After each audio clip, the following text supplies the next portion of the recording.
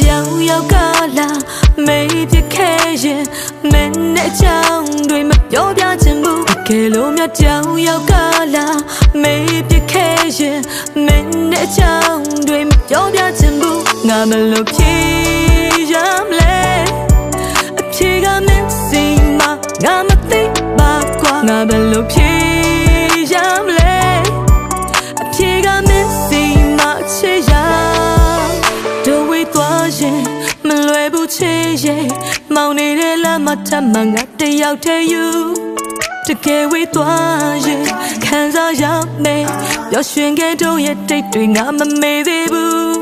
နေဝင်လာလိုက်ပြန်ထွက်လိုက်ရင်ကိုဓာတ်နဲ့ထပ်ထပ်ဆိုင်ဒါကိုလက်ခံထားရငါလူမိုင်းနေချင်တော့လိုက်ပြန်တက်လိုက်ရင်ကိုသွားနဲ့ထပ်ထပ်ကိုင်ဒါကိုလက်ခံထားရငါလူမိုင်း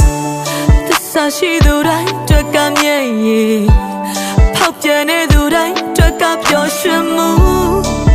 ဒါကိုလက်ခံချင်မှု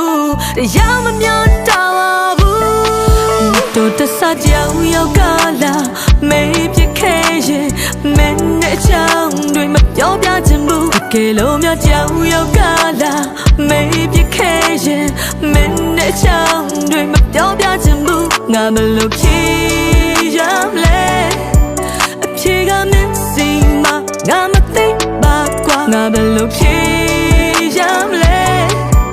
အဖြေကမင်းစီမချေရ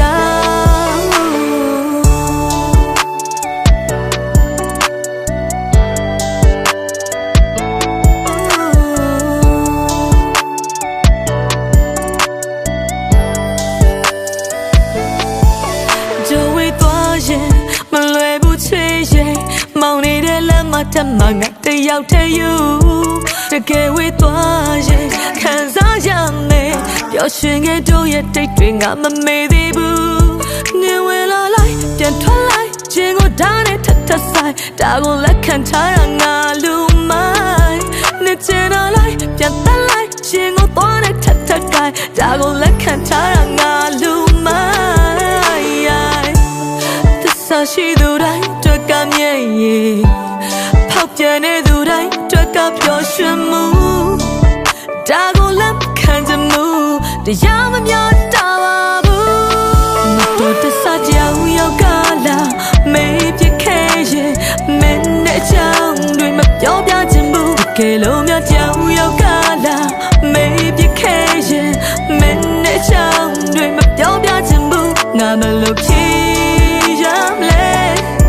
အဖြေကမင်းစီမငါမသိပါကွာငါဘယ်လိုဖြေရမလဲအဖြေကမင်းစီမချေရတော့တဆကြောင်ရောက်ကလာမေးပြခဲ့ရင်မင်းနဲ့ချောင်းတွေမပြောပြချင်ဘူးကဲလို့မြတ်ကြောင်ရောက်ကလာမေးပြခဲ့ရင်မင်းနဲ့ချောင်းတွေမပြောပြချင်ဘူးငါမလို့ဖြေရမလဲ